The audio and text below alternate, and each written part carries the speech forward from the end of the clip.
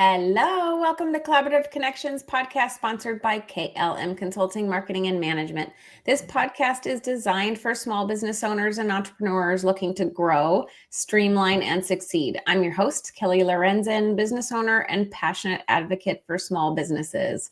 Running a business can feel overwhelming, but you don't have to do it alone. On this show, we bring together industry experts, fellow entrepreneurs, and thought leaders to share insights, strategies, and real-life success stories. From marketing and business operations to building powerful partnerships, we cover the tools and tactics that help small businesses thrive. So whether you're launching, scaling, or looking for fresh ideas, you're in the right place. Let's dive into today's episode and start building something amazing together. I cannot wait to introduce you to my guests today. Three amazing business owners that we all connected, speaking of partnerships, in the Know Women and Fast Friends, and looking forward to highlighting them, having them share their expertise with you. So I will start with Mariah Prince Allen. Doctor, how are you? Hello, everyone. I am Dr. Mariah Prince Allen. I am a nurse practitioner and the owner of Telehealth for Her, which is a virtual women's wellness practice where I help high-achieving women to balance their hormones, to restore their gut, to have active weight loss, and to just feel like themselves again. We all need that. At certain ages in our, won't say it out loud. Thank you for being here. Julie Kapler, welcome to the show. Thank you, Kelly, for having us. Yeah, I'm Julia Kapler. I am running an architectural and interior design firm, and we specialize specifically in building medical and dental practices across the US and globally. And our goal is really to continue to innovate that industry and elevate patient experience, elevate efficiencies, ergonomics, and have a holistic approach where we bring in hospitality into our medical environments. And yeah, that's what we do. Welcome. And Carolina Ferrer, welcome to the show. Yes, thank you. Beautiful women here, and I'm sure our listeners and our people that are watching us are as beautiful. So my name is Carolina Ferrer. I'm a licensed clinical social worker in Fort Myers, Florida. I am the founder of Carolina's Compassionate Counseling and Carolina's Compassionate Corp. And I do mental health for individuals, couples, families, children. I get bored easily, so I love all the different types of specialties. And I really love to connect with people and a community level. And my vision is peace in your mind, balance in your body, and healing in your spirit. So thank you for this opportunity and having us here today. Absolutely. Can you tell why I put all these people together? I always highlight a client and then I say, what better way to foster collaboration and community than to connect other business owners with each other and share insights and trends. So I always like to start with a quick rapid fire Q&A just to get everybody's juices flowing. So when we get to the good stuff of sharing our wisdom and insights, you guys are ready to rock and roll. So how about first one is mountains or ocean, Mariah? I'm going to say ocean. I'm originally from South Florida, so I grew up around the beach. Yep. Julia? 100% ocean. I'm a Pisces, so water makes me flow, makes me feel at peace. That's why we get along so well. Fellow Pisces. Carolina? Yes. So I say why one or the other. I say I am an ocean girl. If you were to tell me which option to choose, I would definitely choose the ocean. I think that frees my mind, my body, my spirit. I practice that. Obviously, I'm in Florida, so I'm surrounded by water. And I have a a little girl that was born during a hurricane. So I definitely have been fortified to love the water and to respect it as well during hurricane season. So and she's a little Ariel. She's her name's Sophia, but so we're definitely water people. But I just went to Arizona and I am all about the mountains. So I'm like, this is a hard question. I don't like to be in a box. I like to be like, I can have both things if I need to. That's right. That's right. What about a business tool you can't live without? Something you use every day that you just couldn't live without, Mariah? I would have to say my calendar and Google Calendar has been the biggest thing to just like master all of my calendars into one place, which has been so helpful for me. That's awesome. Julia? I was going to say calendar too. I feel like we all agree that we can't live without that. I mean, even my personal life is on my calendar. But I would say maybe outside of that, for our kind of business or anyone's, honestly, for me, it's QuickBooks as our accounting software. I love seeing how things are going. So I would say that one second after calendar. You're a numbers person. I am not. I'm like, I never have to do QuickBooks. Don't make me do it. Carolina, what about you? Oh man. So I'm growing in the CEO part, in the business part. So I would say I am learning to love QuickBooks. And I am learning, I'm old school, like calendar. I have probably a zillion, and I don't know. I love that everybody is so techie. I am like, my life is in these things. I write everything, because if not, I swear, I don't know if I remember, but I have a paper and pen wherever I go. And I would say the clinician in me has this Bible, and I guess I can't help, but this is like my Bible, the DSM-5. Which is where I diagnose, because I love to be able to say, listen, do you believe you have this diagnosis? Let's check that this is true, because everybody's diagnosing themselves through social media. And I'm like, you don't actually have this. So let's like unpack. And what does it matter if you have a diagnosis? Like, you are you. So anyway, so those are two, the CEO of me that's trying to keep myself together and organized. And I come with a lot of questions and answers. I'm so sorry. I cannot help, Kelly. I know you want to keep me close, but that's just me. That's all right. That's good. We all can relate. We all can relate. So now I'd like to jump into some insights and trends. Right now, with the economy, the politics, we're not going to get into the politics, but, this time in our lives post-COVID, what are you seeing, Mariah, as it pertains to people's bodies, people's health? Can you give us some insights relevant to business ownership, what people should look for, what's happening in the right now? Yeah, I would say right now in the current times, there's just so much stress. And I think that we are embodying the stress a little bit differently into a place where it's actually starting to impact our health. And I think that comes from just, being able to see women who are a lot younger having hormonal problems, and the fatigue and the weight gain. I think it's just high inflammation. I think that is all just tied to the fact that we are all just so stressed, and we are not really managing our stress in the ways that we could be actually mindful. I think even especially as business owners, because for those of us who have employees, we're trying to make sure that people keep a job, we're trying to, make sure that our business stays afloat in this economy. So it's just a lot of stress that I think is really starting to impact people's bodies in ways that we haven't seen before. Yeah. Everybody can relate to that. That's for sure.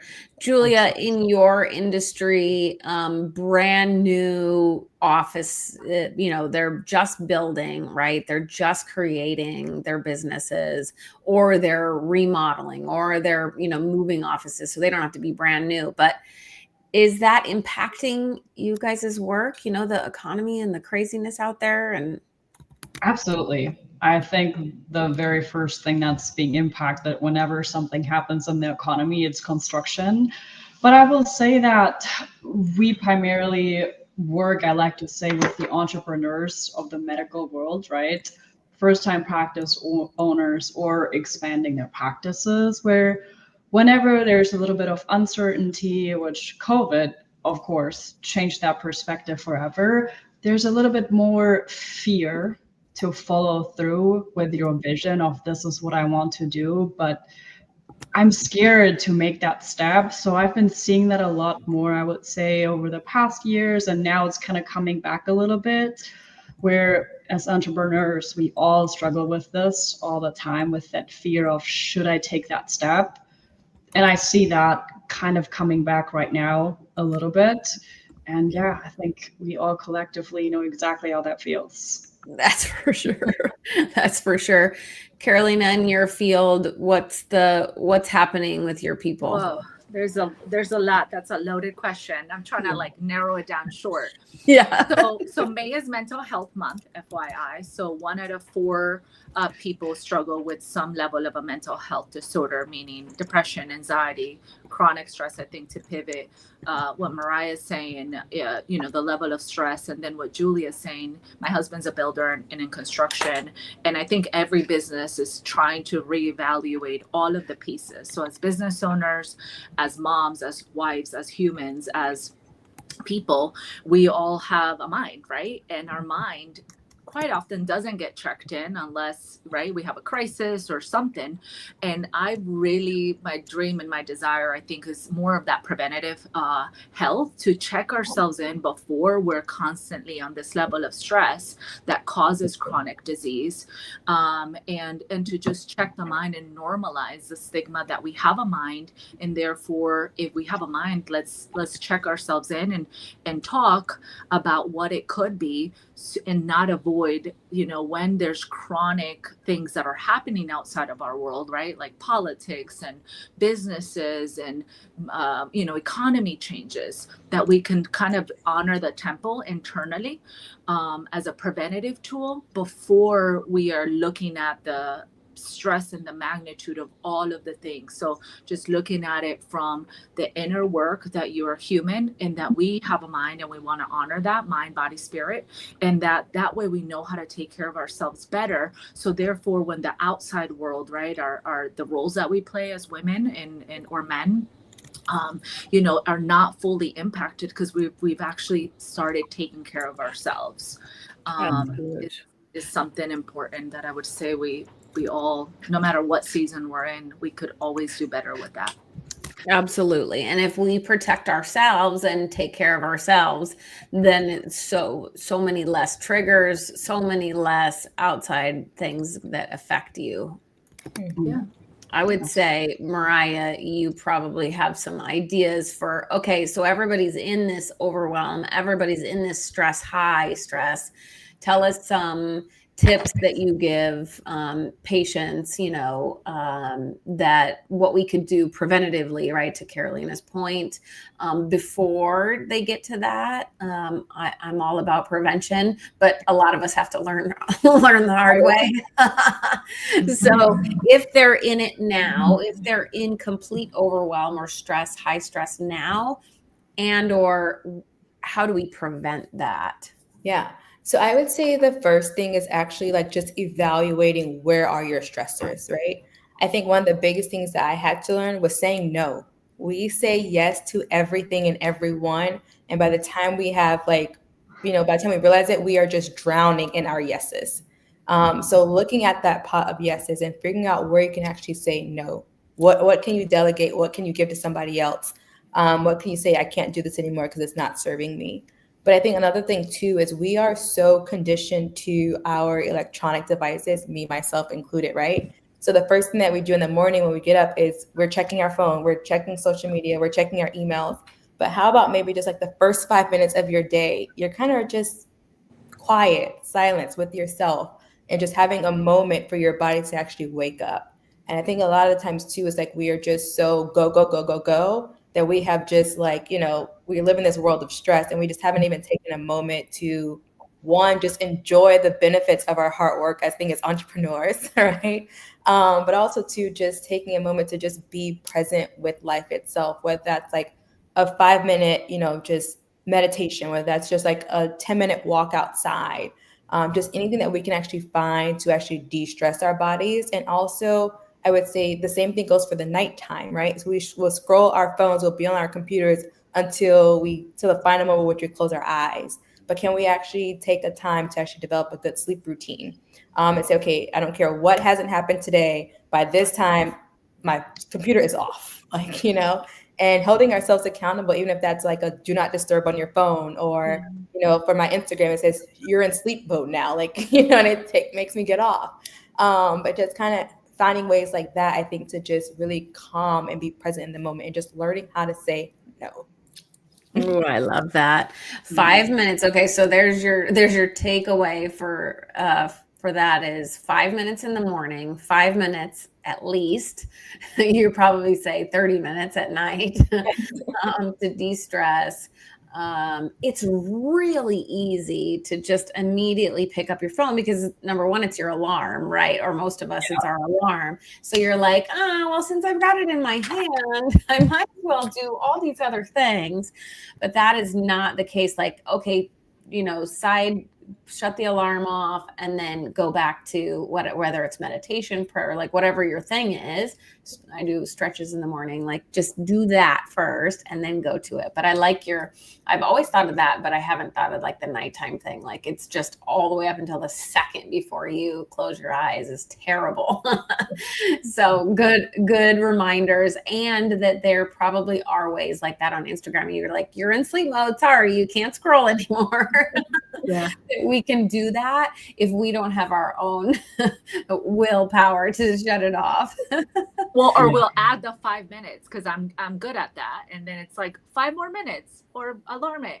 So even if you set it up so healthy that you just brought that up, Kelly, that then we ignore it. It's no good. No good. Julia, what about you? It's high stress, what you guys do. You guys and the business owners who are building, construction is really high stress. Is there anything that people can do to not, worry about the fear of, am I going to be successful? Is this going to work? It's okay if there's setbacks in construction. Yeah. Well, I think this is a loaded question with many, many layers. I will say from the business perspective, we all have fear that maybe we will fail, but it all comes down to I have a vision, and I always start with whatever is in my mind. Let me put it on paper so it's clear. Because whenever there's a problem and we first can spell out what is the problem, what am I scared of, it helps us to actually look at it and then assess, okay, what's my solution to kind of get through that? And I'm a big visionary person, and whomever we're working with or a client, it's all about, I have this idea, I have this plan in mind. Now, how do I get there? And I genuinely believe that everything comes down to having people around you that A, understand your vision, but also B, help you get there.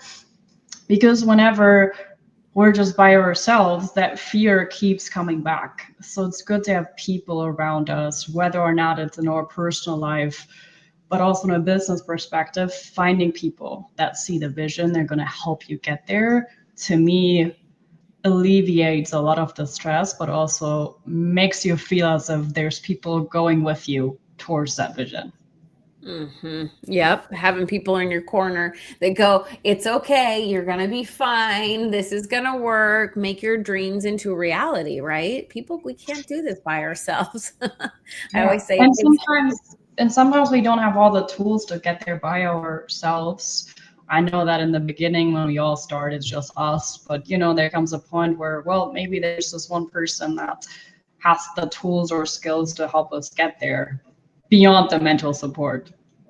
Yeah. Yep. It takes a village, that's for sure, or a community. Carolina, prevention, I'm hearing, is a big deal to you. Is there anything that people can do before they get to the, full-blown anxiety, depressive state, Absolutely. You know, what I say is excellent answers, girls. Definitely stuff I could practice myself. And I think all of us can really, kind of come back to. I would say I teach the triple A's in my practice, which it's something I created, and it's called a level of awareness, right?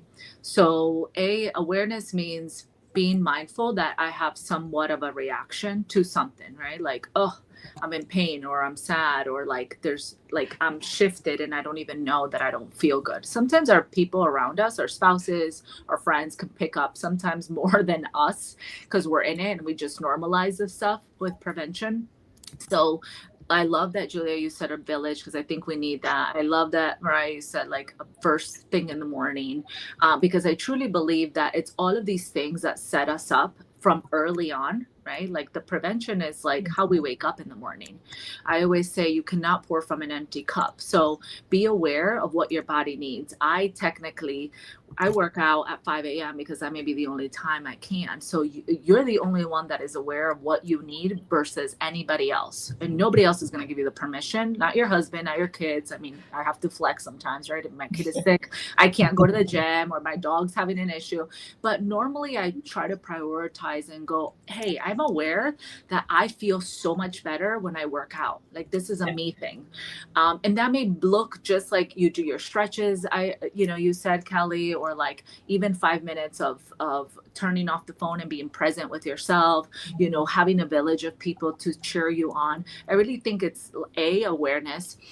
The other A is I call acknowledgement. So acknowledge what you need and go after it, right? Like acknowledge, like, man, I'm feeling a little bit stressed out today. What is this about? Do I need to call a friend to encourage me? Am I feeling kind of down? And I need to put music. There's so many healing arts that can heal us, not just through therapy, but just finding what we need. Sometimes it's coloring. Sometimes it's listening to a song. Sometimes it's working out, drinking our water, eating breakfast. Sometimes, like today, if you were to see me, I have these things that I'm like, I have no time because I've been back to back. So I have to practice what I preach. And I'm like, practice what you preach, Carolina. And I put this in my drink, right? Like some level of hydration, physical body, mental, but taking care of our mental health and our spiritual. So sometimes it's prayer, gratitude. And then, so it's, awareness. Be aware of your own signs and symptoms. Be aware of what other energy you're picking up. Because sometimes, we're triggered by other people and it's maybe some internal stuff. Acknowledge it. Right? Like, okay, I'm feeling sad today, or hey, I'm very happy, or hey, I have tons of energy, or hey, I need whatever. And then create the action plan, meaning plan before you act. So it's kind of an oxymoron. Like, what do I need? Maybe I need, to do my nails or hair or whatever it is. Self-care is sometimes just being silent, like what Mariah said. Yeah. Like some days I just need to be present and be grateful. Like, wow, I get to choose to be my own boss today. I get to choose to listen to problems today and find solutions to my people that are like vulnerable and telling me their deepest, darkest secrets. I see that as an honor. I see that as a privilege that I have been gifted with this. So what's my action plan? I obviously continue to invest back into my people, myself, the prevention that I practice. I go to therapy, I work out, I drink my water. Like I have to do my level of triple A's, awareness, acknowledgement, and action plan, so I can give and also receive, right? And also receive that. Yeah. Yep. Absolutely. We all need to give and receive. We're women or entrepreneurs or both, are used to giving. And it's really hard to receive. And the second you let down that guardrail of like, okay, it's fine. I'm okay. I can receive it. And just acknowledging it yourself, right? Of things you need. I mean, that most people can't even have a hard time getting over that. So switching gears a little bit, some business journey, your entrepreneurial journey, some key lessons along the way. Mariah, tell us a little bit about your entrepreneurial journey, and success or challenge you had and how you got over that. Yeah. So for me, I started Telehealth for Her back in 2023. And right when I thought I was ready to go, I realized that I was not ready. But two, also having a family health challenge. So having to actually just say, okay, I cannot really invest in this business anymore. I need to actually focus on my family member. So that was hard. And then trying to actually bounce back from that. So like learning what I didn't know, I think is always the hardest thing, because I tell people all the time, like, we learn how to take care of patients in medical school and practitioner school, but we don't learn how to be an entrepreneur. We don't learn how to actually open up a practice. So there was just so many things that I did not know. For example, like, just because I have the license doesn't mean that people are going to be like, banging down my door, my virtual space, right? And so I have to actually be present and have to actually like market myself in a way that's not just here's some ads.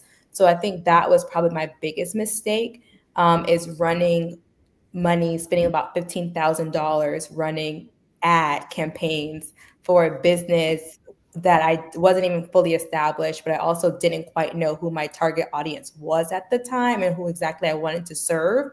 So I had to actually do like some more deep dive and do some masterminds and really got clear on who it was that I wanted to serve, and how I wanted to serve those women. So telehealth for her in 2025 is nowhere like it used to be in 2023. And it's just now, before I wanted to service everybody. And now I'm like, oh no, I am very selective in who comes to telehealth for her, very selective in how I get to help them and serve these women. And it's just, I think that's been my biggest blessing, is just learning the clarity through the journey, but also not giving up through it either. Like still, even in that hiatus, like I was still doing speaking engagements and I was still telling people that we existed, even though, we weren't actually open for practice. So I think that was huge for me. And that was probably one of my biggest lessons, is just not giving up and just enjoying the roller coaster and staying on the ride. That's right. And if you think of it as a ride rather than like a terrifying roller coaster, you're way better off. And your background, though, you tell us a little bit about your background, though, before that. Yeah. So before I was a nurse practitioner, I actually served patients who have blood cancers. I got into that field because my cousin had leukemia when we were in our early 20s. She's doing amazing now. But that was my inspiration for doing blood cancers. But I always loved women's health, but I didn't really like birthing babies, although I thought it was nice. I didn't really want to do pap smears, and those type of jobs that you could get as a women's health nurse practitioner. And I just knew that there was something else that I could do to service women. So it was in 2020, I think, when we all was like having these like self-revelations, like, am I really doing what I want to do? I actually learned that I never wanted to work in corporate healthcare, and I did not love the idea of working in corporate. I never liked the idea of working in corporate America, and I hated the idea that I was working in corporate healthcare. I didn't like the idea that I couldn't do for my patients what I wanted to do with them. I didn't like the idea that even in the like in 2020, I was having conversations about equal pay for a team full of women of providers. I didn't like any of that. And I had to really like learn my self-worth, but also being able to step outside of the norm. So like I left all of my family and friends to work at what I thought was my dream job, my dream hospital. So being able to then have to tell my mom that I don't want to do this anymore. Like this is no longer a dream. It's becoming a nightmare. But being able to have to explain that to people, like, wait, you went and got, your master's degree, your doctorate degree from Duke University, and you're working at this prestigious hospital. What do you mean you want to leave that? Like, what do you mean? And like, for those who are just like, in healthcare, it's like you get the degree, you work at either a hospital or you work for a doctor's office. There's no entrepreneurship journey in that for most of us. So it was just, also coming to a realization that like I was worth it, and that I had a bigger vision and passion to help women beyond what their insurance company and conventional medicine will allow, and being able to just kind of step out on faith for sure. Well, and acknowledging that while the big title or like, ooh, Duke University, like what, or you got the, the dream job, and you're like, actually, no. Yeah. But being okay with With pivoting. You got to pivot, and you got to do it for yourself, because it's not going to serve you in the long run. You're going to be miserable. Yeah. So good job. Congratulations. That's very exciting. It's a big deal to take the leap. Yes. Julie, what about you? Tell us a little bit about your entrepreneurial journey, some, a success or a challenge you've had, how you overcome it. Absolutely. Yes. Before stepping into that, I just want to say, Mariah, I love your story and I love your passion. When we met last year, we talked about, and your story is exactly the reason why I love working with the entrepreneurs of healthcare, because everyone has that journey of, hey, I want to get out of this world that feels wrong and just do my own thing. So I love your story. Thanks, Julia. For myself, well, I think for context purposes, I'm originally from Germany. I moved to the US by myself when I was 19 years old to start this business. So kind of seeing that context, I will say that for a really long time, and sometimes even up until this day, I have always been the youngest person in the room. On top of that, used to have an even thicker German accent. I really had to struggle to prove myself to other people, because I was always seen as just, oh, you're too young, and wasn't really heard or respected, and kind of put into this box. Well, you're so young, there's no way that you can help me, or you know what you're talking about. So I think the biggest struggle for me was kind of continuing to believe that I can do what I say I can do, while the whole world around me doesn't think I can. So it's been a mental game for many, many years. And I would say what I've learned from that, and what I will probably tell everyone else who starts really, really young, is that you have to tune out that noise. You really have to turn that off and truly, truly believe that what you're doing is the right thing and that you're capable of doing it. And that is something that I think has turned me into this very just focused person of, if I want to do this, I'm going to go get it done no matter how. So it's been a big struggle, but it's turned me into who I am today. And the lessons that I've learned through that is something that no one could have ever teach me. No, no, the hard knocks of entrepreneurship. Yeah. I love that. Tuning out the noise, right? I started right out of college in entrepreneurship, and you just have to be smarter, be better, be more knowledgeable, like get the, work a little harder. Yeah, and you can't make mistakes, because if you do, then it's, oh, well, we told you, right? Yeah, So exactly. the bar is so much higher for you all of a sudden. Exactly. Oh man, I don't miss those days. But now, your practice is, it's thriving. It's huge. You have places all across the US.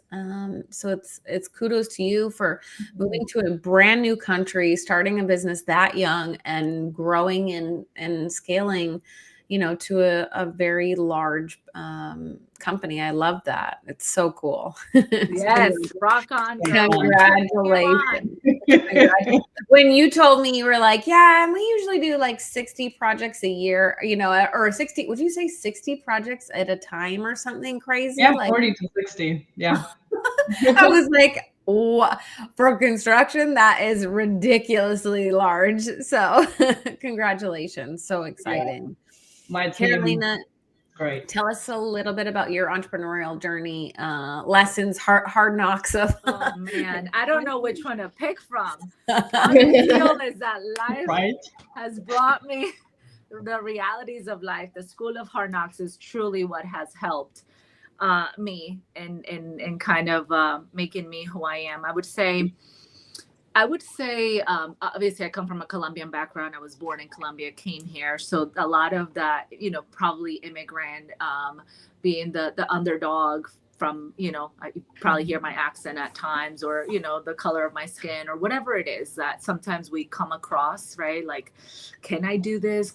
Should I do this? Do I even have a seat at the table? Like, and I just can say, like I can, right? And being able to work, I think my whole life has been a living servitude of what could go wrong. And then how do I use that to help others and normalize that it's okay if you're the underdog, pull up a chair, pull a table, create space, sit on my lap, like what, we got you. So I think, you know, even my personal journey of the disadvantages and the struggles has made me be who I am. Now, I never thought that I could do this on my own. I worked. So when I started in school, if somebody would have said, oh, you're going to be in private practice and you're going to be your own clinician, I would have been like, no, I that's not me, because I didn't believe. I think the fear for me was fear of success more than the fear of failure. I think I magnified the failure so much more because I was first generation, you know, here getting my degree, doing all these things that I was like, oh, I made it. Just like Mariah said, right? Like you're getting all these degrees, you've come from nothing, like be thankful, be grateful, all these cultural norms that we hear. And I think even for you, Julia, being 19, you're like, can I even like show up and do this? But I can say even the resiliency of being able to believe. So I'm like a small turtle, like God has to work with me very slowly until like I actually believe my worth. So I think that's why I'm so patient and kind, and I'm compassionate. That's like the middle name of my practice, is be compassionate to you. So because I have to be compassionate to myself, which is the core of really all of the things and the imposter syndromes that we should, because of society, because of whatever. We're too small, we're too big, we're too, you know, whatever. And just being able to say I can. And really just small steps. I started with, you know, with I did community work in big organizations for 15 years and I loved it. ICUs, trauma, nonprofits, like I moved up very quickly. I was very personable. So I came from that until I had a revelation. I think 2020 was like, if I die in this whole pandemic that everybody's going through, right? The revelation, is this the best version of myself? And it was like, no, like you can give more and you can, you know, and I started picking up like, there's so much more I can do and I can't. And I kept getting these hits like in the bigger world corporation stuff that was like, no, you can't do that. You're only this, you're only that, you're only this. And I'm like, but why? How come? Yeah. Why can't we fully help? So that's really the questioning, and me being able to do like groups for women that were addicted to fentanyl and heroin, and creating all these programs that people are like, why do you want to do those things? And I'm like, I don't know, because I think that's what, if the child is going to go back to the mom, like, can we help them if eventually, and look at the world a little broader and bigger? So I think the more no's that I would come across, it actually forced me to go, just like Julia said, like, oh, okay, wait, there's a no, there's a no, there's a no. So there's a path of me being able to then create this, because there's no other thing that gives me room to be that, and then to believe in myself and go.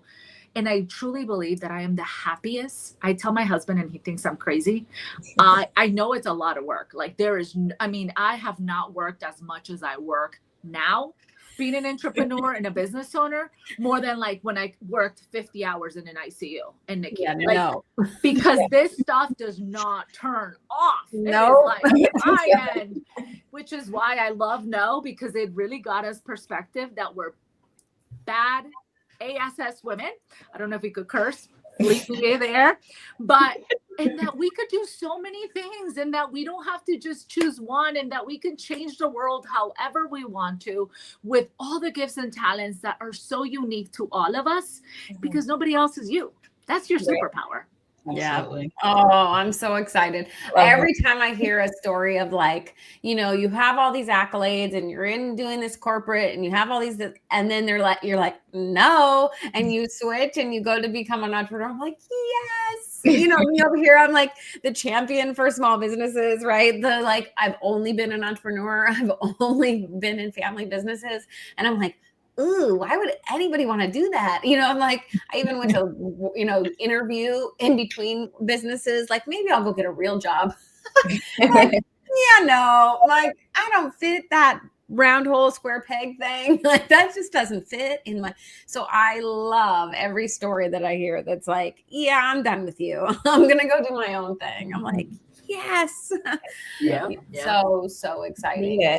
So a piece of advice, maybe not the best, obviously that's hard to choose like one, but a piece of advice that you received as an entrepreneur that has carried you, that has helped you, that you think would be beneficial for other, other entrepreneurs. Mariah?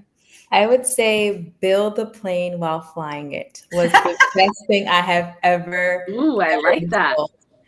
Because I'm such a perfectionist. So everything has to be perfect before I launch it. And I learned that my perfectionism was actually like stalling my passion and my purpose.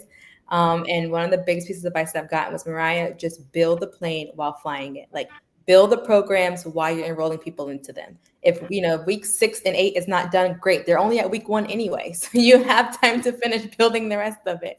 But that was the biggest piece of advice to me. And just knowing that things don't have to be perfect. Just do it. I love that. I love that. We all need a little bit of that. Julia, what about you? Many, many, many. Let me pick one out of them. I would say something someone once told me is that people can copy everything that you do, but they can't copy your authenticity. Ooh, that's good. And that to me is just whatever you do, whenever you doubt yourself, whenever you look at what other people do, if it's better, or sometimes they even copy what you do, right? That sentence will forever stick with me because it reminded myself that whomever we are, whatever our businesses stand for, no one is who we are, and they can never become that. That's right. That's right. Carolina, what about you? So awesome. The ones that you guys all shared. Kelly, I'm interested in hearing yours. So I would say failure is part of success. I think the perfectionism, the ability to be okay with who we are, vulnerability and authenticity, and that we're going to fail a lot more times than probably succeeding. But a champion does not say a champion because they're down. The champion is not how many times you fall, you get hit, you get knocked down, you get stepped on, you get up. However that looks, you get yourself up and you just keep doing it again. So I really think I had to become friends with failure and going, it's okay. This I had to make a mistake. I had to learn from this. I had to own this. I lost my cool today. If I'm growing, with my staff, because I'm like, oh my God, I've said this a zillion times. Yes. I failed at being the best leader in the world that I said I was going to be because I don't want to be those leaders. And I come back and I'm like, guys, I'm human. I am short fused today. I am so passionate. I'm sorry I lost my cool. I failed at, losing my temper today. I'm sorry. Can we do this better? And then it goes into business mode, right? Like, man, I failed to make a clear contract with somebody, and an employee took people and shared them with other practices. And I never protected myself because I was like, I am, you should have all of the things. So why not? Because I would never do that to you. So I have learned that failing has gotten me closer and closer to defining, oh, do this better. Oh, accept this better. Oh, failure has helped me so much more than the successes. So I welcome it. I'm like, okay, failure, what are you going to teach me today? I'm going to own it. I am human and I messed up and I'm sorry and I'm going to get back on it. That takes a lot. Most people cannot, get past that, like even acknowledgement of failure, let alone like saying it out loud to your team, know, and saying like, that's amazing. I love that. Mine is, always put yourself in a room with people smarter than you, or hire people that are smarter than you. 100%. Yes.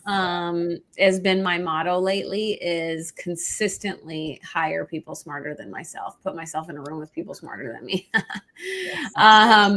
So can you believe we're almost done? It's so crazy how time flies when we're we can do this all day. We could talk for hours about entrepreneurship. I know. anything that you want to touch on, a piece of advice, a wish you knew when you first started, lessons learned, anything, your last thoughts, Mariah? I would say my last thoughts are, don't worry about what other people are doing. And I think for me, I had to learn that too, because I feel like right now, like menopause and perimenopause is having a moment. But people are buying you and they love you. And I think if you come to a place where you're authentic and you're passionate, like you will be able to rise outside of the noise. And I think that for me was huge, because I dealt with imposter syndrome. Like, can I really do this? Like, everybody else is starting a menopause practice. So like, what's going to make telehealth for her different? And I had to actually like sit down with myself and really figure out what was going to make my practice different. And knowing that, it's not always have to be about me. Because has always been the person that hate group projects growing up. I wanted to do it all myself because I know it'll be done right. But learning and learning to know that I'm not a solopreneur, I'm an entrepreneur. So I have to have a team of people that helps me to run my practice. So that was huge for me, especially for all of us who are perfectionists. Just let go and let somebody else help you. You're speaking my language. I said that's why our coined phrase is do what you love and outsource everything else, right? Yeah. Julia, what about you? I think it's in the kind of same category as what Mariah is saying. I've been a lone wolf for many, many years, and people always say your network is your net worth. And for such a long time, I was not fighting it, but I always thought, well, I don't know, I don't find my right people. But it truly does change your whole entire life. And then it's not always about just the tangible of this person can give me a referral, this person can give me a project. It's also about, and that goes back to what you said, Kelly, surrounding yourself with people that are smarter, that give you different perspectives, that uplift you. Your network is not only about the tangibles, it's also about how your mindset grows, and ultimately that will grow your business as well as you personally. Oh, I love that so much. I would have never gotten through the stuff I got through without my community. There's no way. And being forced to, as an entrepreneur for 20 something years, the personal and professional development that I've been through is what keeps me going over and over and over again. 100%. Carolina, what about you? Yeah.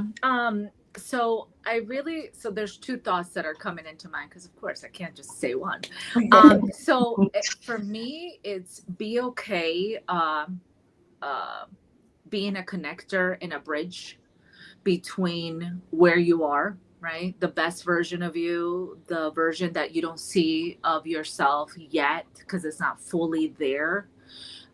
Give yourself room to dream and to just be childlike, meaning like dream, because when we're young we believe in all the fairy tales, and then life hits us and we're like, whoa, I don't believe in nothing. That's not true. But it's almost like believe that you can believe what's the possibilities, allow creativity to flow, and then connect the bridges. And I think it really wraps up like, let go of the perfectionism. There's no such thing as perfection. That is a setting somewhere. Be okay being around other women or men that make you uncomfortable, and be humble enough to be like, yo, I don't know how to do that. Can you help me? Right? Kelly, just like the service that you offer, which is to help businesses connect and market and do, like, I don't know how to do that. That's not my thing. I know how to help people in different ways, but be okay with that collaboration, that partnership, doing what you are good at, and then dreaming of the possibilities, because I truly believe maybe the collaboration may not be it here. For example, for me in Southwest Florida, I've learned that I need people outside of Southwest Florida. I'll go to North Carolina, I go to Arizona, like, be global, think bigger, allow those visions to flow, because you know what, sometimes when we stay within the same box, that's all we keep getting, and that's all the measurement we get. But if you expose yourself to higher levels, sometimes you learn so much more and put yourself in uncomfortable situations because you allow yourself to connect, allow yourself to bridge opportunities. Just like this. So thank you so much, because I'm like, I just got to talk to you because you made such an impact on my life when you talked about your story and your prevention of like getting checked and surviving breast cancer, because that's resonated with me, of the legacy of why I do my practice, which is in honor of my mom too, that passed away. And it's like, take time for you, dream. Why are we doing what we're doing? Connect with the people. At the end of the day, we're going to leave this earth, but it's like, what legacy did we leave behind? That's what we're going to be remembered, is these things. It's the connecting, the bridges, the time that we took for ourselves to grow us, because there's no other version of you but you. So good way to end. Good way to end. You give me tears already. well, you guys are all special to me. Good way to end. So for anybody who's watching or listening, tell us where people can find you, Mariah. So I can be found, Telehealth for Her is www.telehealthforher.com. I'm on LinkedIn as Mariah Prince Allen, and I'm also on Instagram as Mariah Prince Allen, and Telehealth for Her made it very easy to find me. Good. Julia, what about you? Oh, mine is all connected to my name because it's my last name. I can be found everywhere with my name, Julia Kapler, and then the business is Kapler Group on all the channels, everything that exists. So easy. Good. And Carolina, what about you? I do not make things easy because, of course, I'm Colombian. No, I'm just kidding. My name is so long. So it's Carolina's CompassionateCounseling.com. That's a full name. And I probably need to merge, Kelly, and I need to put like all my Instagram and all my stuff together. I am found in Psychology Today. I'm sure if you Google Carolina Ferrer, LCSW, I've done tons of things through TV and media and different stuff of connection. And if anything, find me through just Google my name, I would say would be the best option. I'm sure you will find me. And Kelly, you got a project coming. Good. Well, we hope today's conversation has sparked ideas for how you can grow, streamline, and or scale your business and grow as a person, right? We've all seen that entrepreneurship blends with our personhood. That's a word. And no, you don't have to do it alone. At KLM Consulting, Marketing, and Management, we specialize in helping business owners like yours simplify operations, improve marketing strategies, and build strong partnerships so you can focus on what you do best. And if you're looking to delegate or automate tasks, our KLM team can help you free up time and reduce stress. Visit duplicatemyself.com to learn more. And you have been listening to Collaborative Connections with Kelly Lorenzen. Remember, do what you love and outsource everything else. Until next time, happy connecting.